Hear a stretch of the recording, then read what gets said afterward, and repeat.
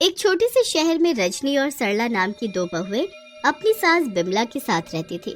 रजनी और सरला का आपस में आए दिन किसी न किसी बात को लेकर कलेश बना रहता था, जिसकी वजह से उन दोनों की सास बिमला बड़ी दुखी होती थी। एक दिन की बात है, शाम का समय था।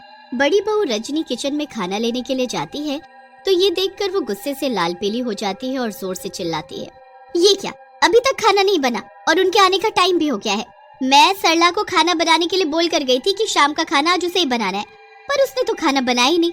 हे भगवान, अब वो और बच्चे क्या खाएंगे। रजनी गुस्से में ये सब बोल ही रही थी कि तभी सरला आ जाती है। सरला, जब मैंने तुम्हें खाना बनाने के लिए बोल कर गई थी तो तुमने खाना क्यों नहीं बनाया?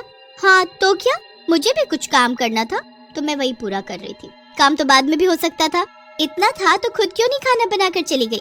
मैं छोटी हूँ तो इसका मतलब ये नहीं कि मैं हर बात आपकी सुनूं। रजनी और सरला दोनों आपस में झगड़ ही रही थी कि तभी उनकी सास बिमला वहाँ जाती है। क्या हुआ, तुम दोनों क्यों झगड़ रही हो? अरे खाना नहीं बना है तो दोनों मिलकर बना लो, इसमें झगड़ा करने की कौन सी बात है। उन दोनों बहुओं का झगड़ा इतना बढ़ जाता है कि बात घर के बंटवारे तक आ जाती है और वो दोनों घर का बंटवारा तक करने के लिए राजी हो जाती हैं। अब तो इस घर में तभी रहूंगी जब इस घर का बंटवारा होगा। हाँ, और मैं भी इस घर में और नहीं रह सकती, मुझे भी इस घर का बंटवारा चाहिए। बंटवारे की बात सुनकर बिमला को चक्कर आ जाता है। क्या क्या तुम दोनों ने बंटवारा लगा रखा है? तुम दोनों ऐसा सोच भी कैसे सकती हो कि इस घर का बंटवारा हो? बस हमें नहीं पता, हमें अभी के अभी इस घर का बंटवारा चाहिए, तभी हम इस घर में रहेंगे, नहीं तो हम ये घर छोड़कर चले जाएंगे। बिमला अपनी दोनों बहुओं को बहुत समझाती है, पर उसकी दोनों बहुएं थी कि उसकी बात मानने को तैयार ही नहीं थी और वो दोनों अपना अपना सामान पैक करती हैं और घर से जाने लगती है। तुम दोनों इस घर की बहुएं हो, तुम ये घर छोड़कर नहीं जा सकती। अब हम इस घर में नहीं रहेंगे, बस। हाँ, हमें इस घर का बंटवारा चाहिए। बिमला अपनी दोनों बहुओं के आगे रोती गिड़गिड़ाती रह जाती है, पर उसकी दोनों बहुएं टस से मस नहीं होती और फिर बिमला हार कर घर के बंटवारे के लिए राजी हो जाती है। ठीक है, तुम दोनों यही चाहती हो ना कि इस घर का बंटवारा हो, तो कर लो इस घर का बंटवारा। फिर वो दोनों बहुएं आपस में घर का बंटवारा कर लेती हैं और फिर बात आती है उनकी सास को साथ रखने की। दोनों बहुएं आपस में कहने लगती हैं, घर का तो बंटवारा हो गया, पर माँ जी रहेंगी किसके साथ? हाँ, ये तो हमने सोचा ही नहीं। एक काम करते हैं, जैसे हमने घर का बंटवारा किया है वैसे ही हम माँ जी का भी बंटवारा कर लेते हैं। हाँ, ये सही रहेगा। ये सुनकर उनकी सास के होश उड़ जाते हैं। तुम दोनों को शर्म नहीं आती अपनी सास का बंटवारा करते हुए? मुझे नहीं करवाना अपना कोई बंटवारा। माँ जी, इसमें परेशानी ही क्या है? देखो, कभी आप दीदी के साथ रहना, कभी मेरे साथ, इससे आप अपनी दोनों बहू और बेटों के साथ भी रह सकेंगी।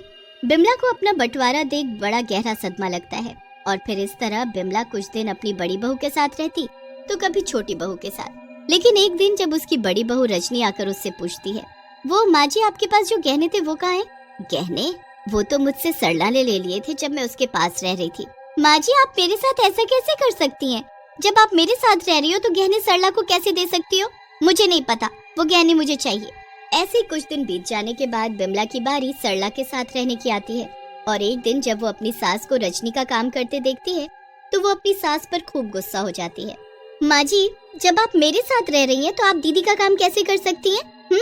इस तरह दिन पर दिन दोनों बहुओं की खींचातानी की वजह से उनकी सास बेहद दुखी रहने लगी और फिर एक रात उसकी मौत हो जाती है और वो एक चुड़ैल बन जाती है। इन लोगों ने मेरा बंटवारा कर दिया। इन्होंने मेरे बारे में जरा भी नहीं सोचा कि मुझ पर क्या बीतेगी। भला कोई अपनी सास का बंटवारा कैसे कर सकता है? मैं इन दोनों को नहीं छोड़ूंगी। जो इन्होंने मेरे साथ किया है मैं इनके साथ करूंगी। और फिर अगली सुबह रजनी और सरला अपनी सास को मरा पड़ा देखती है तो झूठ मूठ के आंसू बहाने लगती है। माँ जी, ये आपको क्या हो गया? आप हमें छोड़कर क्यों चली गई? अब हम किसके सहारे रहेंगे? ये सब वहाँ खड़ी चुड़ैल देख रही होती है जो किसी को भी दिखाई नहीं दे रही थी। पहले तो मेरा बंटवारा कर दिया, अब देखो तो कैसे दोनों मगरमच्छ के आंसू बहा रही है।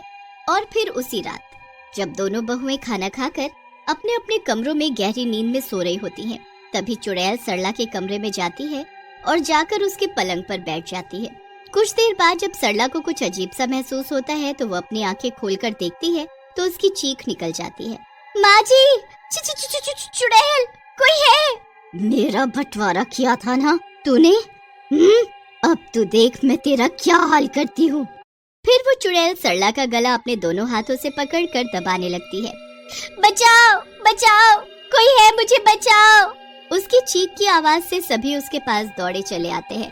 तो सभी देखते हैं कि सरला अपने दोनों हाथों से अपना ही गला दबा रही है। सरला, सरला ये क्या कर रही है? तुम अपने हाथों से अपना गला दबा रही हो। दीदी दीदी दीदी, वो चुड़ैल अभी मेरा गला दबा रही थी। ओहो, तुम सरला कैसी बातें करती हो? यहाँ कोई नहीं है, लगता है तुम बहुत बुरी तरह डर गई हो।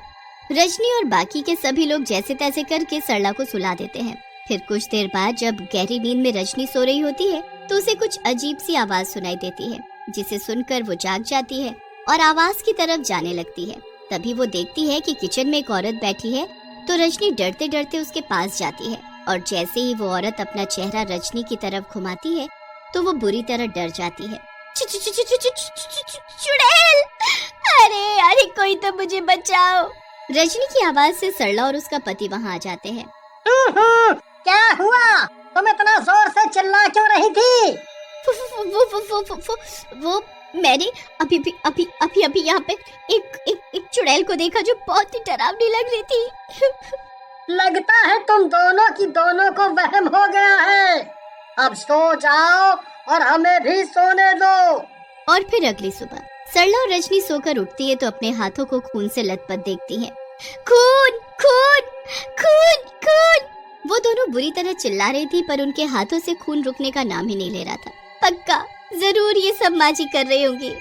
हाँ, वो हमसे बदला ले रही है। हमें अभी के अभी तांत्रिक बाबा के पास जाना होगा, अब तो वही हमें बचा सकते हैं। फिर वो दोनों जल्दी से तांत्रिक बाबा के पास जाती हैं और उनके साथ हुई सारी घटना उन्हें बताती हैं। बाबा हमें उस चुड़ैल से बचा लो, नहीं तो वो हमें मार डालेगी। तांत्रिक बाबा कुछ देर अपनी आंखें बंद करने के बाद खोलते हैं और गुस्से से वो दोनों बहुओं की तरफ देखते हुए कहते हैं, ये तुम दोनों ने अच्छा नहीं किया। तुम दोनों ने अपनी ही सास का बंटवारा कर दिया। इसकी वजह से वो अब तुम दोनों से बदला ले रही है। बाबा हमें माफ कर दो, हमसे गलती हो गई। हमें उस चुड़ैल से बचा लो, उससे बचने का कोई न कोई उपाय तो होगा। तांत्रिक बाबा अपना हाथ काटते हैं और कुछ बूंदे खून की जमीन पर गिराते हुए मंत्र पढ़ते हैं। ओम क्लीं क्लीं क्लीं चामुंडाय। तभी देखते ही देखते वहाँ चुड़ैल प्रकट हो जाती है। ए तांत्रिक, तूने मुझे बुलाकर अपनी मौत को दावत दी है। ऐ चुड़ैल, छोड़ दे इन दोनों को और चली जा यहाँ से। नहीं, मैं इन्हें छोड़ूंगी नहीं, मार डालूंगी इन्हें। चुड़ैल अपने दांतों को बड़ा करती हुई सरला और रजनी की तरफ देखने लगती है। अब पता चलेगा। नहीं, हमें मत मारो, छोड़ दो हमें। चुड़ैल अपने नुकीले दांतों को सरला की गर्दन पर रखने वाली होती है कि तभी तांत्रिक मंत्र से उसे रोककर पकड़ लेता है। ए तांत्रिक, मुझे छोड़, नहीं तो ठीक नहीं होगा। अरे चुड़ैल, इन्हें मत मार, जाने दे इन्हें। नहीं, मैं इन्हें छोड़ूंगी नहीं, मार डालूंगी इन्हें। नहीं, इन दोनों ने मेरा बंटवारा कर दिया जिसकी वजह से मेरी मौत हो गई। तभी से मेरी आत्मा भटक रही है। जब तक मैं इन दोनों को मार नहीं डालूंगी मुझे चैन नहीं मिलेगा। फिर वो चुड़ैल जैसे ही सरला और रजनी को मारने के लिए अपने हाथ आगे बढ़ाती है तो तांत्रिक मंत्र पढ़ता हुआ उस पर भभूत फेंक देता है और उसे पकड़ लेता है। ए तांत्रिक, मुझे इन दोनों को मारने दे, तभी मेरी आत्मा को शांति मिलेगी। हमें माफ कर दो, हमसे गलती हो गई। मैं तुम्हें एक ही शर्त पर माफ करूंगी, जब तुम दोनों अपने घर का बंटवारा खत्म करोगी और फिर कभी आपस में झगड़ा नहीं करोगी। अगर तुम दोनों ने गलती से भी घर का बंटवारा किया तो मैं वापस आकर तुम दोनों को नहीं छोड़ूंगी। हाँ, हम सब कुछ मानेंगी, हमें सब मंजूर है।